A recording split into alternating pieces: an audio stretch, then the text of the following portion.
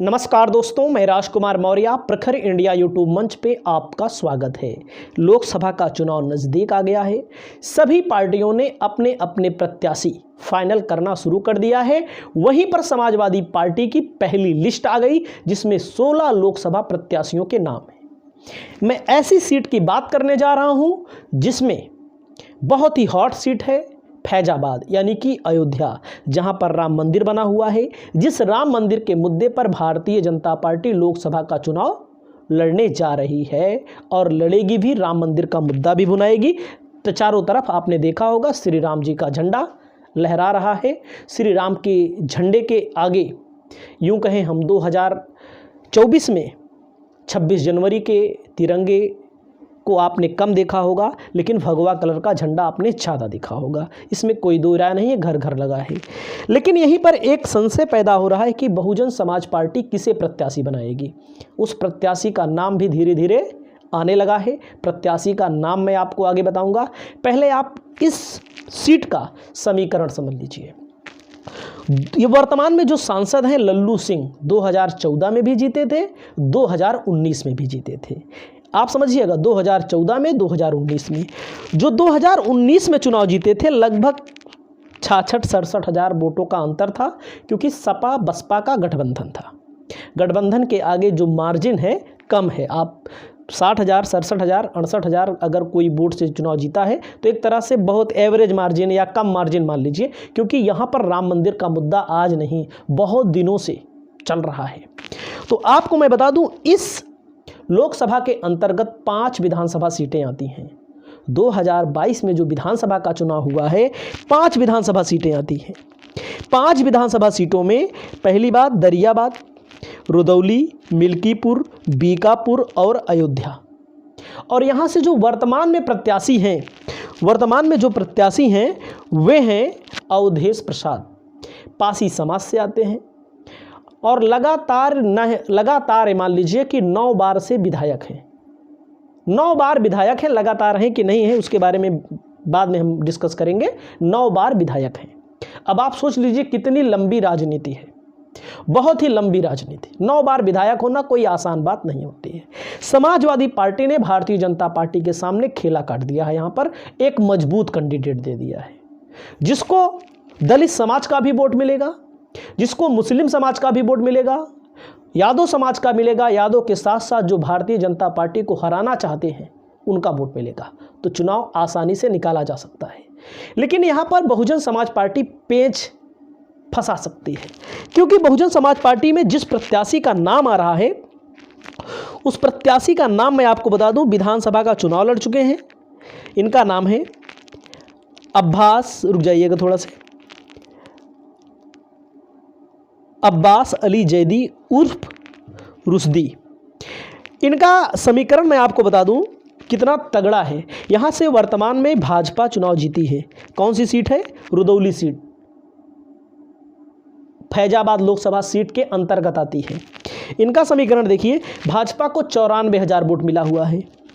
आनंद सेन को, जो समाजवादी पार्टी से लड़े हैं, 53,000 वोट मिला है, 53,500 वोट मिला है। अब आप समझिएगा, यहाँ पर यहीं पर अब्बास अली जैदी को 52,000 वोट मिला। यानी कि विपक्ष के पास अगर हम देखें एक तरह से 1,05,000, 1,06,000 वोट है कम से कम। IMIM को जोड़ दें अगर हम, तो यहाँ पर 1,16,17,000 और भारतीय जनता पार्टी अपने पीक पर जो चुनाव लड़ी है 94,000 वोट है। और की मैं कांग्रेस की बात नहीं करूंगा, IMIM की बात भी नहीं करूंगा। IMIM फिर से चुनाव लड़ेगी, उसमें कोई दो राय नहीं है। हार्दिक पार्टी का चुनाव लड़ने का अधिकार है। अब्बास अली जैदी का नाम मैंने सुना, सोशल मीडिया पर मैंने सुना, यूट्यूब चैनल है द न्यूज लॉन्चर पर, एक वरिष्ठ पत्रकार हैं, उनका नाम हमें याद नहीं है, लेकिन उन्होंने बताया इनका नाम आ रहा है। अब समझ लीजिए, अब धीरे धीरे खेल होना यहाँ पर शुरू हो चुका है। अगर हम बात करें मिल्कीपुर, जहाँ से वर्तमान में विधायक हैं, मिल्कीपुर के जो विधायक हैं समाजवादी पार्टी के विधायक हैं। सोचिए 5 विधानसभा में 2 पर समाजवादी पार्टी का वैसे भी कब्जा है। और जहां से अवधेश प्रसाद विधायक हैं, 1,03,000 वोट पाए थे। बीएसपी यहां चुनाव लड़ी थी, 14,000 वोट पाई थी। बाबा गोरखनाथ चुनाव लड़े थे, 90,000 वोट पाए थे। बीकापुर विधानसभा की सीट की मैं बात कर लूँ थोड़ी देर के लिए। बीकापुर भी अयोध्या के फैजाबाद के अंतर्गत आती है। भाजपा चुनाव जीती है। अब आप समझिए 1,07,268 और 1,01,000 समाजवादी पार्टी यहाँ पाई है। बीएसपी 21,000 कुछ वोट पाई है। और गोसाईगंज की बात कर लूँ, यानी कि एक कांटे की टक्कर है यहाँ पर। कांटे की टक्कर आप समझ सकते हैं। गोसाईगंज में भाजपा चुनाव हार गई है। 92,000 वोट भाजपा को मिले हैं, यानी कि 38%। 43 से 44% वोट मिले हैं सपा को 1,05,000। रामसागर बीएसपी को 37,000 वोट मिले हुए हैं। टांडा की बात कर लें अगर हम, टांडा की बात करें, टांडा इस ज़िले में नहीं आती है तो इस ज़िले की हम बात नहीं करेंगे। टांडा में भी सपा जीती है चुनाव। तो मैं बात करना चाहता हूं, बसपा बहुत अच्छी कंडीशन में चुनाव लड़ी है टांडा में। तो यहाँ का जो जातीय समीकरण है उसको समझिए। आप समझ सकते हैं, अगर जैदी चुनाव लड़ते हैं, अब्बास अली जैदी चुनाव लड़ते हैं, तो यहाँ पर अवधेश प्रसाद भारतीय जनता पार्टी का खेल बनेगा और अवधेश प्रसाद यानी समाजवादी पार्टी का खेल बिगड़ सकता है, क्योंकि बिरादरी के नाम पे कहीं ना कहीं लोगों के मन में सहानुभूति या बिरादरी के नाम पे नेतृत्व को वोट देते हैं लोग। अब देखिए यहाँ पर क्या होता है। अब यहाँ पर जाति समीकरण का जो मामला है उसको मैं बता दूं, मैंने लिख के रखा है। यहाँ पर 84% जनसंख्या हिंदू की है, 14% मुस्लिम आबादी है, ओबीसी मतदाता 26% है और यादव 13 हैं, उसी 26 में 13 हैं, दलित 4%, सवर्ण की संख्या 29% बताई जाती है। इस सीट पर कांग्रेस चुनाव जीतती रही है, लेकिन कांग्रेस का समय आप ही जान सकते हैं ख़त्म हो चुका है इस समय उत्तर प्रदेश में ज़्यादातर। बसपा भी यहाँ पर चुनाव जीती है 2004 में। 2009 में निर्मल खत्री यहाँ से चुनाव जीते हैं कांग्रेस की तरफ से। तो आपको मैं बता दूं, ये लोकसभा जो सीट है, इस सीट को लेकर के कांग्रेस भी लड़ना चाहती थी चुनाव, लेकिन यहाँ पर समाजवादी पार्टी ने अपना कैंडिडेट खड़ा कर दिया है और इस सीट पर अगर बहुजन समाज पार्टी से मुस्लिम प्रत्याशी चुनाव लड़ जाएगा तो ये मान लीजिए सीट फंस जाएगी।